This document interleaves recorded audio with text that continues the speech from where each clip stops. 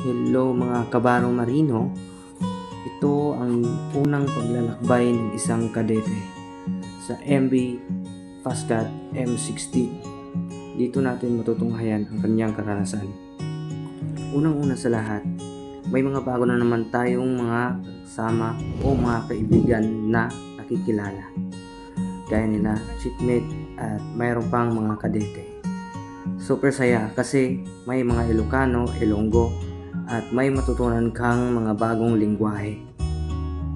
Kaya ang pagbabarko ay hindi basta-basta dahil kailangan mong magsakripisyo, kailangan mong nawain ang lahat-lahat ng pagod, hinanakit at sakripisyo sa buhay. Ganyan naman talaga ang pagbabarko.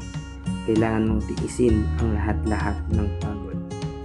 May mga panahon din raman na nakaka-relax. Gaya nito, pag nakita mo yan, nakaka-relax, nakakawala ng pagod.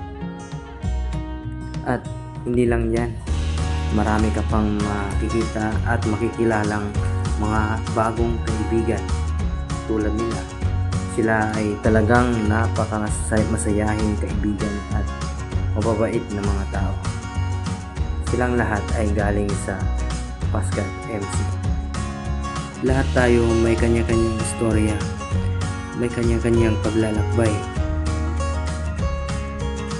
Kaya samahan nyo ako sa unang paglalakbay, mga kabaro marino.